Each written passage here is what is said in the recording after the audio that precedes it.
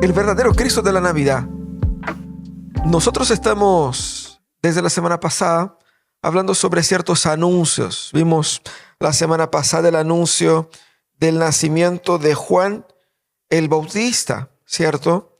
Y hoy día vamos a hablar de otro anuncio, un anuncio que transformó la historia. Ustedes saben cuál es, ¿cierto? Es el anuncio del primer iPhone, que fue ahí ahora el 9 de enero, completan 18 años de que se lanzó el primer iPhone. Y ese fue un anuncio revolucionario. De hecho, Steve Jobs dijo que hoy Apple va a reinventar el teléfono. Quizás usted no se da cuenta, pero en aquella época, los que se acuerdan, los celulares eran todos estilo Nokia, Motorola, ¿cierto? Todos con teclado, todos así como bien pesaditos. Y ahí entonces Apple va y lanza un celular sin ningún teclado. Mucha gente quedó, como yo quedé cuando vi por primera vez, dije, ¿y cómo uso eso, no? ¿A dónde aprieto? Porque no hay ningún teclado. Y fue algo completamente revolucionario porque tenía ahí en ese dispositivo un dispositivo de música, un iPod, tenía un dispositivo de teléfono propiamente, pero también era un dispositivo de comunicación vía internet. Era totalmente diseñado para eso. Y hoy día todos nuestros celulares, independiente de la marca, es como es por influencia y por culpa de este aparato. Ese lanzamiento fue obviamente algo revolucionario, y los anuncios revolucionarios solo son revolucionarios no porque el anuncio en sí es bacán, sino que porque el producto que lanza genera impacto en una serie de otros. Este anuncio cambió el ecosistema de las comunicaciones y de la manera como tú y yo se comunica hasta hoy día. Por lo tanto, ese anuncio fue revolucionario por el impacto que produjo. Hoy día vamos a hablar sobre un anuncio revolucionario que también tiene impacto en tu vida, en mi vida, que es el anuncio de la llegada de Jesús. Y ese anuncio de la llegada de Jesús está ahí en Lucas, el capítulo 1, de los versículos 26 al 38. Abre su Biblia ahí. Yo voy a proceder a la lectura de ese texto según la versión de la Nueva Biblia de las Américas. Usted puede acompañar en la NBI, pero si tiene en su dispositivo ahí la aplicación de la Biblia, puede también acompañar en la Nueva Biblia de las Américas, porque tiene una traducción más, así como puede decir, un poco más poética que la NBI en ese caso. Y nos va a permitir aquí tener una lectura interesante. Lucas 1, 26 al 38. Dice así: al sexto mes, el ángel Gabriel fue enviado por Dios a una ciudad de Galilea llamada Nazaret, a una virgen comprometida para casarse con un hombre que se llamaba José, de los descendientes de David. El nombre de la virgen era María. Y entrando el ángel le dijo: salve muy favorecida, el Señor está contigo, bendita eres tú entre las mujeres. Ella se turbó mucho por esas palabras y se preguntaba qué clase de saludo sería ese.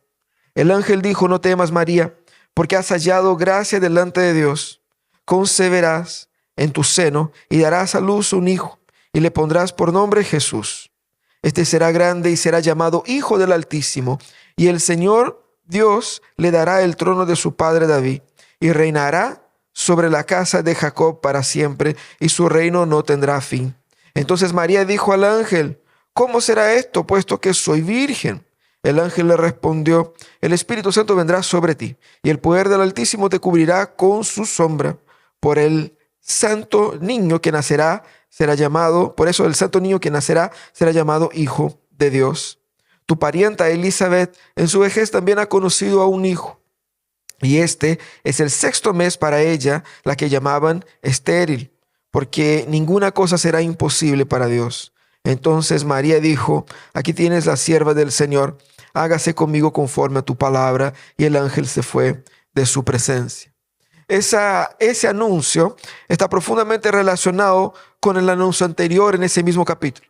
Lucas presenta de forma única en los evangelios estos dos anuncios, el anuncio de Juan Bautista y ahora el anuncio de Jesús. Y lo hace de una forma muy interesante porque ambos anuncios tienen similitudes, pero también tienen contrastes. Tienen similitudes porque ambos son entregados por Gabriel, el ángel Gabriel, que va a ambos lugares, uno en Jerusalén y otro allá en Nazaret. Ambos, los personajes ahí, tanto Zacarías como María, hacen preguntas y ambos son respondidos por el ángel. Ambos presentan ahí o traen el anuncio embarazos milagrosos y ambos están conectados por la misma misión. Tanto Juan Bautista, que va a abrir el camino, como Jesucristo, que viene después del que abre el camino. Y ambos además son parientes, ¿cierto? Mire qué interesante. Ahora, también hay contrastes interesantes. El primer anuncio, el anuncio de Juan, fue en Jerusalén, en el templo. Pero el anuncio de Jesús fue en un pueblucho llamado Nazaret, en un lugar alejado, de poca importancia, de poca relevancia, además de pobre. A uno se presenta el ángel a un sacerdote, a un hombre que la Biblia dice mismo que era una persona intachable, pero a la otra se presenta a una joven virgen, y no se dice mucho más que eso. Uno era descendiente de Aarón, pero la otra era descendiente de David. Ahí se van viendo los contrastes entre ambos. Pero por sobre todo, uno, al escuchar el mensaje del ángel, dudó. Zacarías dijo, pero eso va a ser medio complicado porque yo soy viejo, mi señora era estéril, no tenemos hijos. La otra creyó. La otra preguntó, bueno, pero yo soy virgen, así que arréglense ustedes con ese tema del embarazo. Y así fue. Esas diferencias, de todos modos, apuntan a la importancia de Jesús. Lo que Lucas va a mostrar aquí es que Juan va a dar el primer paso, pero Jesús es la figura importante. Jesús es el destaque. Y va a poner ese en contraste, que Jesús es el más grande, pero que el anuncio se da en la ciudad más pobre. Jesús es el más importante, pero su padre no es el sacerdote. Su familia no es sacerdotal de la adoración del templo, pero es una familia real, pese a que vive en Nazaret. Todos esos contrastes son profundamente marcantes en todo el evangelio de Lucas, porque Jesús es el más grande y el más humilde, el más importante y el más accesible. Con ese anuncio, Lucas va a entregar para nosotros algunos elementos que son definidores de cómo se vive el cristianismo hoy día. Por eso es que ese anuncio cambió la historia de la humanidad.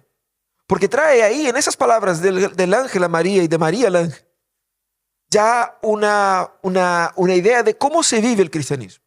Y hay tres elementos importantes ahí sobre cómo el anuncio de Jesús modela el cristianismo. Cómo el anuncio de Jesús modela el cristianismo. El anuncio del nacimiento de Jesús es así de revolucionario porque en primer lugar revela la grandeza de Cristo. El ángel va, se presenta a María y dice, Él será grande. Y esa es la traducción más adecuada al texto. No será un gran hombre, porque grandes hombres hay muchos, ¿no? La palabra aquí en el griego dice, Él será grande. Y es diferente. Cuando es en el singular, cuando es presentado de esa manera, lo que indica es una referencia claramente a alguien especial. Primeramente, el ángel dice, su nombre será Jesús. Jesús significa Dios salva. Y es interesante porque Él es presentado desde un principio como Salvador. Y es presentado como Salvador. Y aquí, cuando el ángel define el nombre, está asociado mucho a la definición del propósito. ¿Ustedes se acuerdan de Abraham? Que Dios le cambió el nombre para Abraham. Cuando Dios le da un nombre a alguien, claramente está haciendo referencia a la misión que este alguien está o estará desarrollando. Lo mismo pasó con Jacob, engañador, que recibió de Dios un nuevo nombre, Israel. Príncipe de Dios, el que luchó con Dios y venció. Aquí es Dios quien da el nombre, y el nombre es Jesús, que significa Dios salva. Definir el nombre tiene mucha relación con esto. Y es interesante porque él dice, su nombre será Jesús y él será grande. Esa es la primera definición después del nombre. ¿Qué es lo que será? Será grande. Y es interesante porque todas las demás definiciones no solamente son consecuencia de eso, pero en especial esa es la definición más abrangente. Porque las otras definiciones el autor pone así como y será llamado y será reconocido. Aquí el autor pone de forma completa, él será grande. Y esa expresión en la Biblia, de la manera como viene, es entregada únicamente a Dios. Solo Dios es el grande. A eso va el autor aquí. Solo Dios es grande en ese modo. Entonces está hablando aquí de una grandeza, una grandiosidad de Dios. Y esa grandiosidad, esa grandeza, aquí implica dominio, poder, control, fuerza. Como leemos en el Antiguo Testamento, de que Él viene y reinará con poder, su cetro de fierro, dominará sobre las naciones con poder. ¿Qué es lo que significa ser grande? Significa ser tan importante, tan relevante, tan significativo, tan poderoso, tan influyente, que nadie puede compararse a Él. Por eso que el Salmo 110 va a decir, el Señor extenderá desde Sión el poder de su cetro y Él domina en medio de sus enemigos. Aquí apuntando a la grandeza de Jesús. Ese anuncio revela la grandeza de Cristo. Pero muchas veces nuestra visión de Cristo es una visión de un Cristo muy pequeño, muy limitado, muy humano y muy acotado. El autor dice, no solamente será grande, sino que será conocido como Hijo del Altísimo. Y eso es interesante, porque aquí le está hablando del conocimiento público, del reconocimiento externo. Él será reconocido como aquel que goza de la majestad de Dios, como aquel que viene de lo alto, como aquel que es el mismo Hijo de Dios. Se le notará en él por su poder, por su postura y por sus palabras, su origen divino y su grandiosidad. Es interesante porque si usted lee los evangelios se va a dar cuenta que la gente se asombraba de la autoridad con que Jesús decía las cosas. La autoridad de su enseñanza. ¿Por qué Jesús tenía tamaña autoridad? Porque Él mismo inventó todo eso. Él no está enseñando algo que Él aprendió desde otros, de una tradición histórica que vino de otras personas que alguien en el pasado inventó. Él estaba ahí cuando el mundo fue creado. Él estaba ahí cuando la ley fue hecha. Él la hizo. Él es así de importante. Por lo tanto, Él dice, Él será reconocido como divino. La gloria y la grandeza de Cristo están en la esencia de su identidad. Y es así como la gloria de Dios que viene hacia el pueblo pecador. Y es interesante porque la humilde escena de su nacimiento, la pobreza del nacimiento de Jesús, anunciado a una joven pobre en la ciudad de Nazaret, nos puede hacer pensar que Jesús era pobre. Pobre en un sentido de valor. Pero aquí vemos el ángel hablando claramente. Ese es su poder, ese es su tamaño. Él es definido por la definición que da Dios. Esa gloria es la gloria de aquel que gobernará por sobre todas las naciones. Es aquel que es la piedra angular, que los constructores rechazaron, pero que vino a ser la piedra más importante. Él es la luz para las naciones. Él es la esperanza de los pueblos. Él es la respuesta al corazón humano. Él es el ser más importante que haya jamás pisado el suelo de este planeta. Y más, dice que su reino no tendrá fin. Aquí lo que hace Gabriel es aterrizar el concepto de su grandeza. Porque todo eso parecía muy etéreo. Hijo del Altísimo, grande. Y ahora él aterriza. Él reinará. Y es interesante porque él va a hablar aquí de cómo él cumpliría el reinado mesiánico. Y lo hace con una expresión tríplice. Él dice que reinará sobre el, primero, El Señor le dará el trono de su padre David y reinará sobre el pueblo de Jacob para siempre, y su reinado no tendrá fin. Esa expresión repite 3 veces la idea de reino. Primero afirma que Él heredará el trono, el Señor le dará el trono. Si Él tiene el trono, Él reina, ¿cierto? Con eso ya estamos. Pero Él dice, Él heredará el trono, el Señor le dará el trono, y Él reinará sobre el pueblo de Jacob para siempre, y su reino no tendrá fin. Esas expresiones en la mentalidad de un judío del primer siglo hacen conexión con 2 Samuel capítulo 7, cuando Dios dice a David que Dios daría a David un descendiente que se sentaría en el trono y que reinaría para siempre y que su reinado no tendría fin. Aquí es Dios diciendo a María que la promesa de que Dios había dado a David se estaba cumpliendo con ella. La tríplice repetición del reino implica eso. Todo indica que Él es el rey definitivo. Pensemos por un instante en eso, porque quizás en nuestra mentalidad la idea de rey es así como muy aleatoria, así como no sé mucho qué hacer con esto. Pero toda la humanidad vive debajo de dominios, de gobiernos y de estructuras. Hemos cansado de escuchar que la gente está absolutamente agobiada y frustrada de sus gobernantes, ¿sí o no?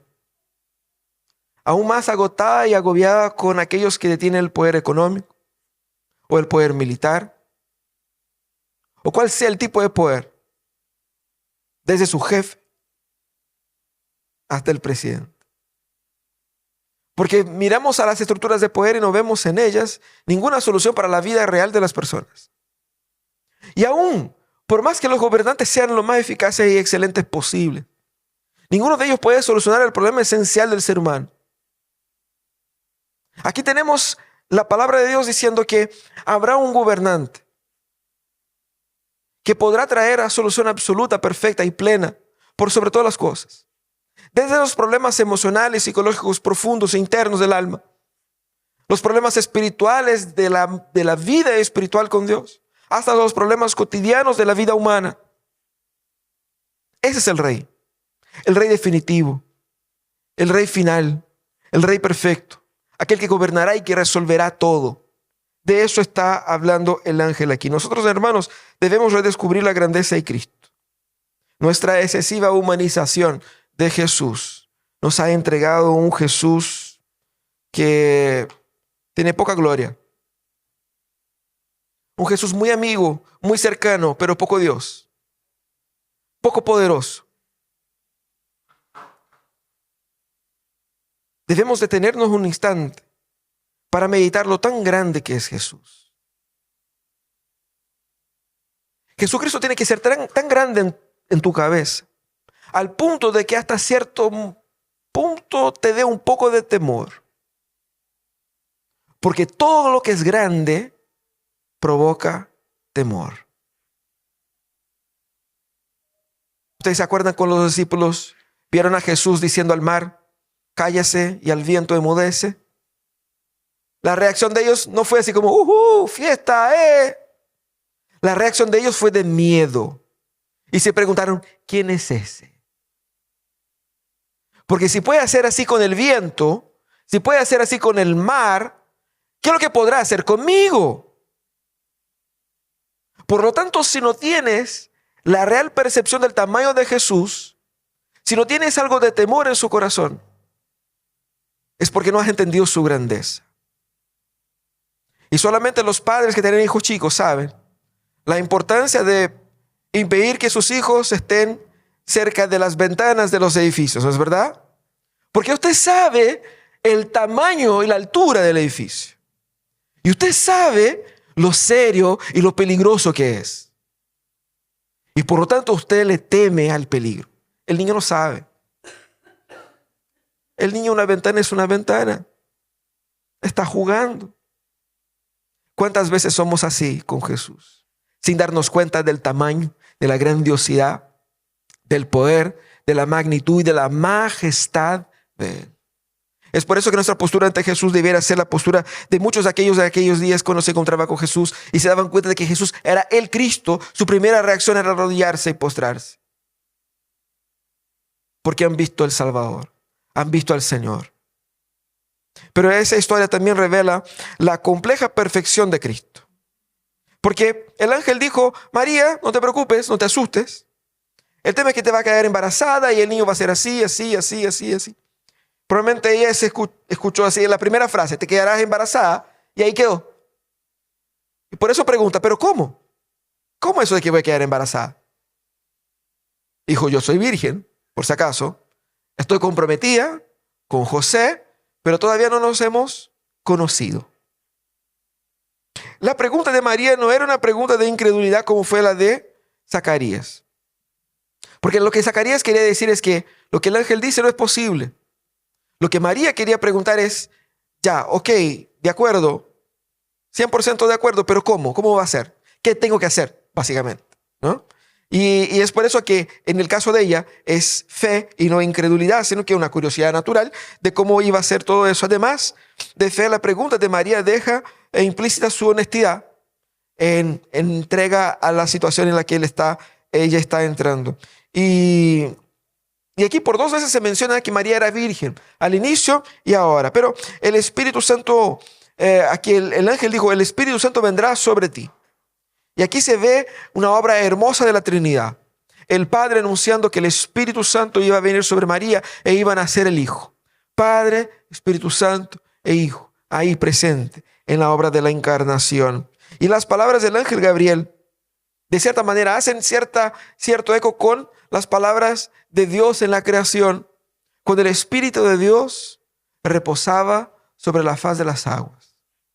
Y por medio de la obra del Espíritu todas las cosas fueron creadas. Y también hace correlación a cuando Dios llenó el templo, porque quien llenó el templo fue el Espíritu de Dios con esa nube tremenda ahí. Ese texto es el texto principal en el cual nosotros como cristianos entendemos y defendemos el nacimiento virginal de Jesús, lo que es una doctrina central en la fe cristiana. No puede haber cristianismo sin la fe en que Jesucristo nació de una virgen. ¿Por qué?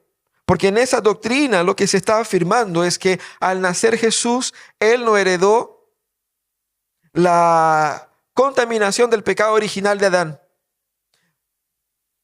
Pudo ser al mismo tiempo 100% hombre, ser humano, 100% divino. Y aquí vemos algo muy complejo. Aquí vemos la unión de las dos naturalezas en una sola persona. Porque tú y yo, nosotros somos una persona y una naturaleza. ¿Ok? ¿Cuál naturaleza tenemos? La humana. Punto. Fácil de entender. Pero aquí tenemos a Jesús, que es una persona, pero que esa persona, a diferencia de nosotros, tiene dos naturalezas. Tiene la naturaleza humana, por lo tanto es ser humano, tanto cuanto nosotros somos seres humanos. Excepto por el tema de que no tiene pecado, por la manera de su concepción, porque además por la manera de su concepción, Él tiene también la naturaleza divina. Es al mismo tiempo 100% Dios y 100% humano. Es al mismo tiempo limitado e ilimitado. Es al mismo tiempo eterno y temporal. Usted va a preguntar: pastor, ¿cómo funciona eso? No tengo la más mínima idea, pero así es como es. De hecho, la historia de la iglesia luchó por bastante tiempo para defender la complejidad de la naturaleza de Cristo. El hecho de que no podamos así como que escuadriñar en lo más mínimo detalle no significa que no sea así. Porque claramente la idea aquí es que Cristo tiene una complejidad que nos supera. Pero el punto no es saber cómo es exactamente. Cuando Jesucristo está hablando como Dios o como hombre. Cuando está pensando como... No entremos por ahí. A lo que debemos pensar es lo siguiente. Esa complejidad es para nosotros altamente funcional. Porque no podría Jesús salvarnos de nada si no fuera así. Porque los seres humanos habían pecado y solamente un ser humano podría pagar por los seres humanos. Pero ningún ser humano podía pagar por los seres humanos porque todos los seres humanos eran igualmente pecadores. Por lo tanto, se necesitaba un ser humano que fuera ser humano 100%, pero a la vez santo como Dios, pecador como el hombre, o hombre como hombre, pero santo como Dios, para tomar el pecado del ser humano sin que ese pecado sea el suyo propio. Esa complejidad de Jesucristo muestra la perfección de Jesucristo. Jesucristo era perfecto. Jesucristo era el que daba el ancho para las necesidades humanas de salvación. Por lo tanto, nosotros debemos mirar hacia la complejidad de Jesucristo y ver que en esa complejidad necesaria tenemos al perfecto y suficiente Salvador. Mira esa complejidad y ve cómo nosotros nos parecemos imbéciles, por decir de una forma, tratando de nosotros salvarnos a nosotros mismos con nuestros propios esfuerzos. Hermanito, no te va a dar. No es por ahí. Ya tenemos un Salvador que es tan perfecto y excelente que incluso no logramos entender a la exactitud cada uno de sus aspectos profundos. Todo eso debe conducir nuestro corazón a una postura de gratitud. Gracias, Señor, porque yo no entiendo al detalle todo lo que pasa en el ser de Cristo, pero yo sé que por ser así, Él es perfecto. Y esa perfección fue diseñada de esa manera para mi beneficio. Para mi beneficio. Jesucristo es como es para mi beneficio. Él no estaba dando jugo, no estaba a paseo. La encarnación de Jesucristo y la complejidad de lo que eso implica es gracia de Dios, es favor de Dios. Es Dios diciendo, yo entregaré todo y de la manera como tú te lo necesitas. Ese es el Salvador que necesitas, el Salvador perfecto.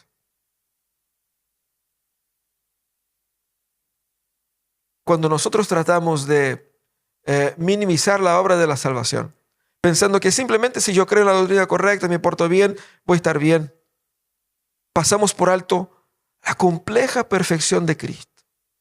La gloriosa, compleja perfección de Cristo. Cuán grande es nuestra salvación. Cuán difícil es que tú puedas ser salvo. No es fácil. Es hiper complejo. Y esa encarnación en la que Cristo se sometió, Él no la dejó después de su resurrección. Dijo, bueno, ahora volveré a mi estado original, así que chao con ese cuerpo de ser humano. Voy a ser un espíritu eterno como ha sido siempre. No. Y esa es la esperanza hermosa del cristianismo. Porque un día cuando cenemos con Cristo, cenaremos con este Cristo. Igual de complejo. Porque ese Cristo todavía vive. Usted se preguntará, ¿pero cómo? Así de complejo y así de perfecto es nuestro Señor. Pero ese llamado también revela las profundas y tremendas exigencias del Evangelio.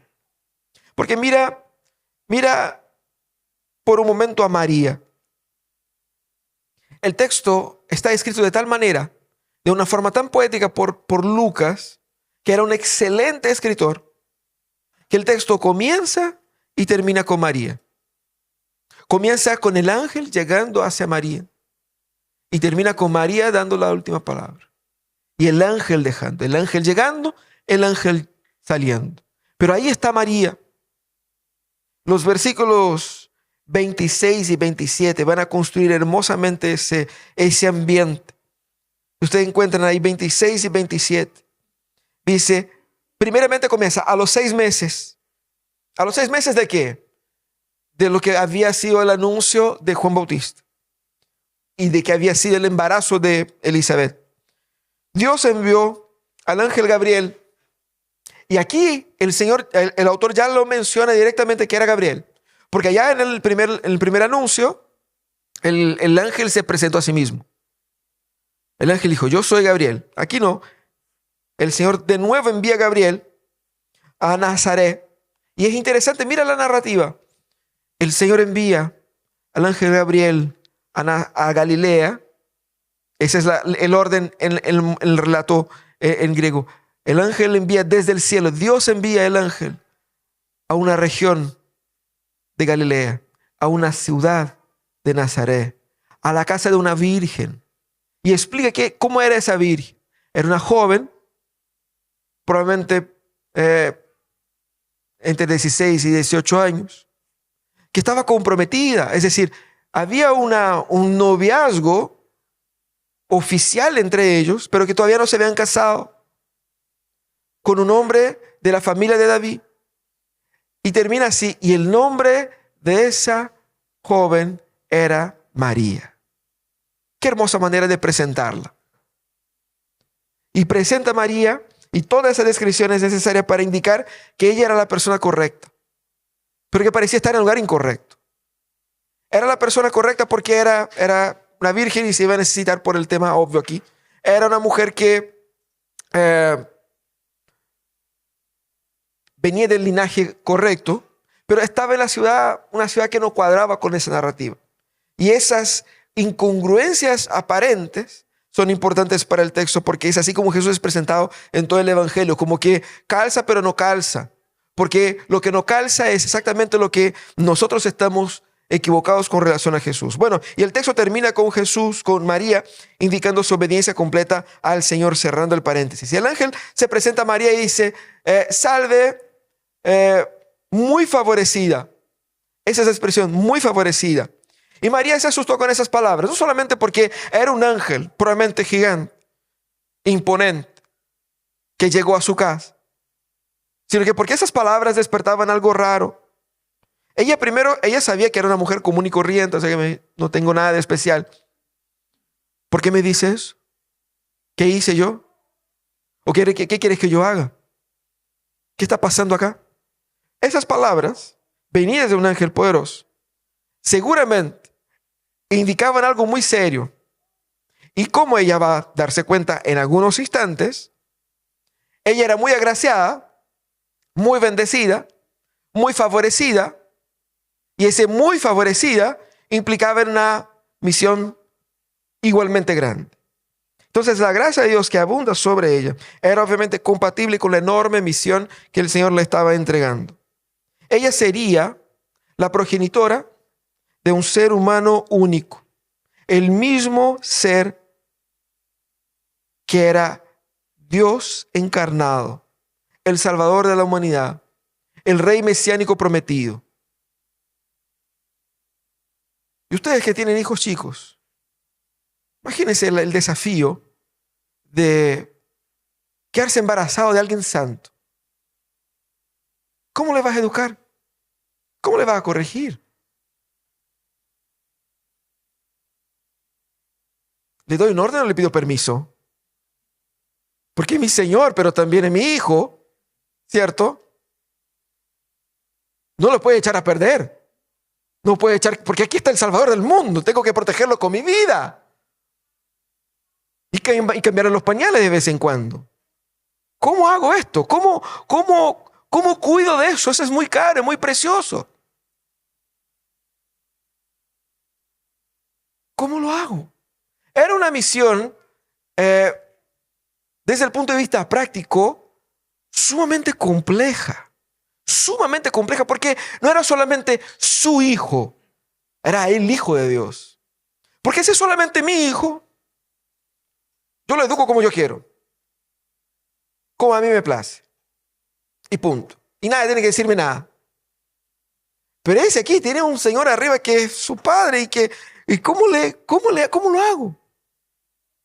Son duras las exigencias que María estaba entrando y ella asume eso. Pero aquí el Señor derrama sobre ella su gracia porque la gracia era la misión. ¿Cuál era la gracia que Dios derramaba sobre ella? Exactamente el privilegio de abrazar esa misión inmensa. La gracia no era solamente el anuncio de la certeza de la salvación por medio de Jesús, sino que el privilegio de ser parte especial en esa historia. Es exactamente porque el que va a nacer es grande y es majestuoso, que para ella es un absoluto y tremendo privilegio dar a la luz a ese muchacho. Es bastante interesante ver ahí la carita de los papás, cuando sus hijos se titulan, sea del prekinder donde sea, ¿cierto? El orgullo que hay en sus rostros, ¿no? O de repente cuando recién vimos ahí cuando los futbolistas ganan un premio personal y están ahí sus padres llorando, felices, emocionados, porque mi hijo ahora es aclamado por muchos. Mira, todos lo quieren. El orgullo de uno, de haber educado, creado, construido una vida que ahora está ahí en lo más alto. ¡Qué privilegio! Y qué privilegio más grande para María. Eso es lo que Dios quería que ella entendiera también. Además, ella dijo, y se da cuenta de eso en su cántico, ella tendría una experiencia única entre todas las mujeres. De hecho, todas las mujeres judías la iban a envidiar. Porque el privilegio de ser la madre del Salvador, del Mesías, era algo esperado por siglos, por todas las mujeres. Las mujeres fieles al Señor, obviamente. Y ella tuvo ese privilegio. Y es por eso que ella va a decir, todos me dirán, dichosa, bienaventurada. Porque de hecho fue así. Mira, hermanos, la misión es la bendición. Pero nuestra cabeza, misión y bendición son enemigos. Porque la misión, el servir al Señor, es pega, es trabajo, es compromiso, es dificultad, es negación, es sufrimiento. ¿Qué es lo que es la bendición? El descanso, no hacer nada, es relajarse, estar bien, es estar sin problemas, sin conflicto. La misión es conflicto, es lucha, es angustia. Pero nosotros pusimos esas cosas como enemistades. Pero Dios la pone como una sola cosa. La misión es la bendición. Porque nada puede ser mayor bendición para el ser humano que sufrir en favor de nuestro Señor. Que gastar nuestras vidas. Que preocuparnos por las cosas que a Dios le preocupa. Por gastarnos por las cosas que para Dios es importante. Esa es bendición. La bendición es la misión. Y es por eso que el Evangelio es exigente. Porque ¿qué es lo que exige el Evangelio? Entrega total, obediencia total.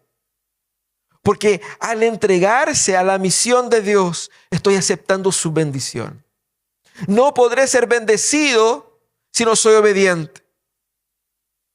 Porque la bendición no es un premio a la ejecución de la misión. La misión es la bendición.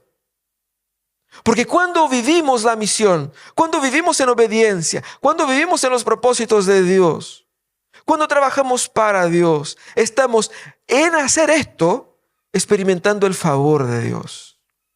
Por eso que decimos que el mejor lugar del mundo es el lugar donde Dios está, donde Dios nos puso. Y Dios nos puso ahí para trabajar para Él. La misión es la bendición. Y esa respuesta de María es potente, porque ella termina diciendo, he aquí la sierva del Señor. La sierva del Señor. Mucha gente, por mucho menos, ya se cambiaría su título. He aquí la madre del Señor. He aquí la que será la madre del Salvador. He aquí la mujer más importante de la historia.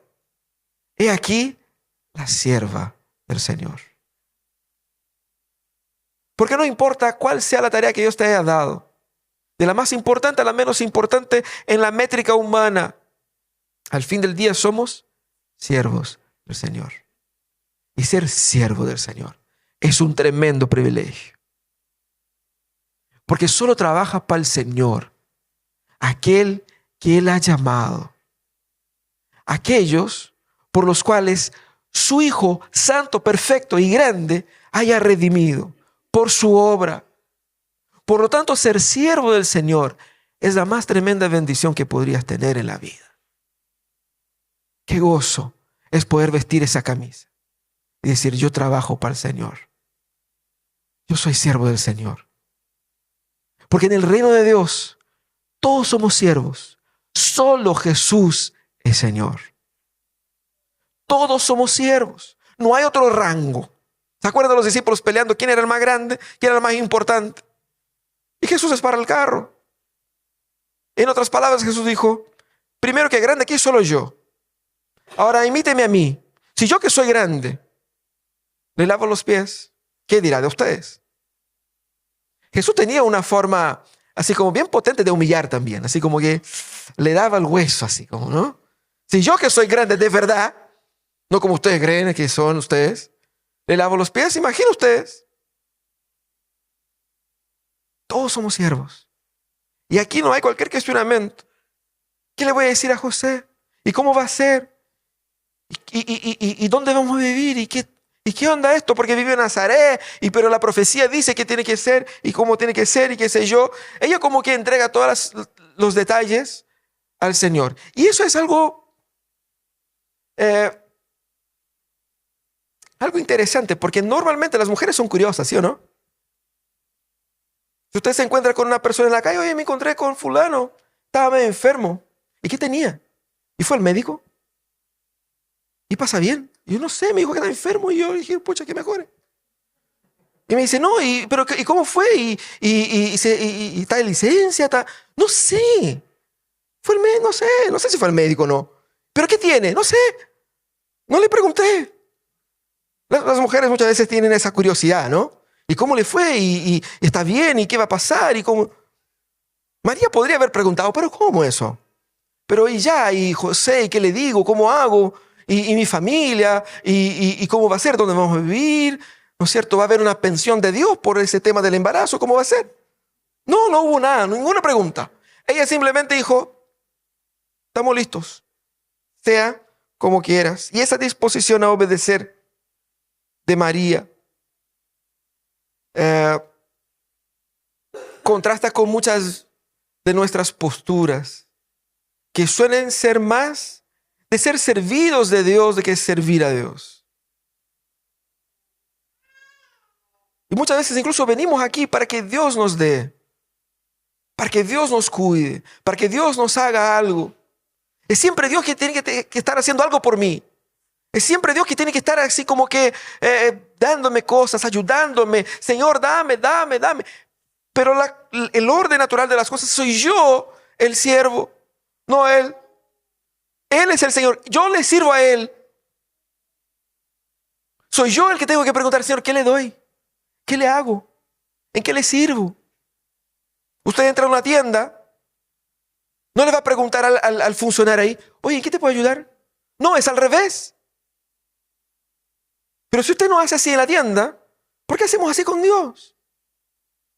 Señor, yo estoy aquí para servir. Mira, yo quiero que haga algo muy raro, muy absurdo. No, eso no lo hago. ¿Cómo no? Es el Señor. Lo que Él pida tiene lógica. Lo que Él pida es bueno. Lo que Él pida, yo puedo hacer. Por lo tanto, lo que Él pida tiene que ser respondido con obediencia.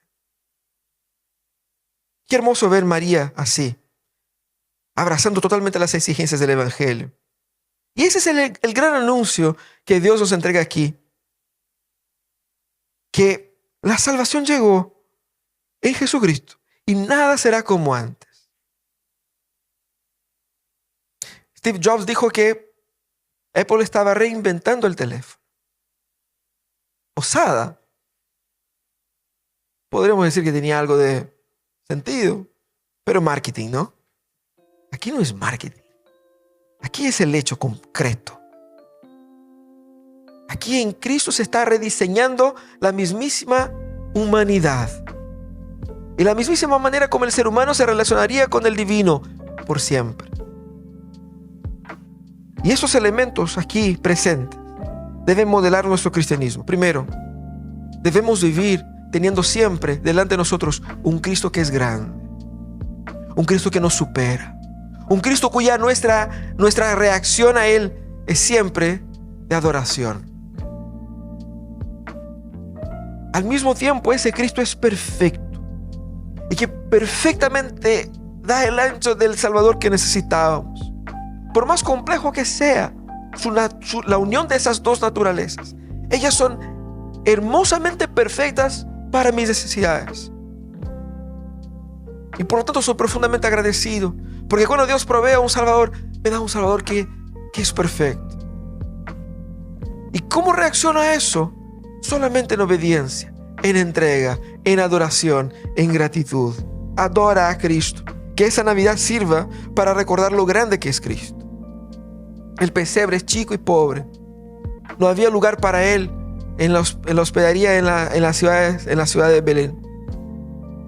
Pero ningún hogar era glorioso e importante lo suficiente para el Señor de los señores. Era Él que resignificaba el valor de las cosas y no al revés. Por lo tanto, aquel pesebre era el lugar más caro y más importante de todo el mundo en aquella noche. Él es grande.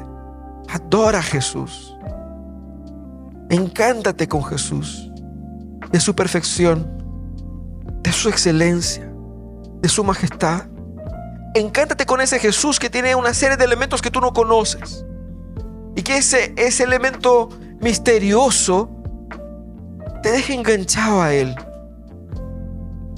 Como que, Señor, qué fantástico es todo eso. Pero por sobre todas las cosas, entrégate a Jesús como María se entregó a su llamado. Sin cuestionamiento, sin duda. Entrégate a Jesús. Jesús, aquí tienes a tu siervo, aquí tienes a tu sierva. Hágase mi vida conforme a tu voluntad. Que esa sea nuestra oración. Amén. Oremos al Señor. Señor amado, qué privilegio.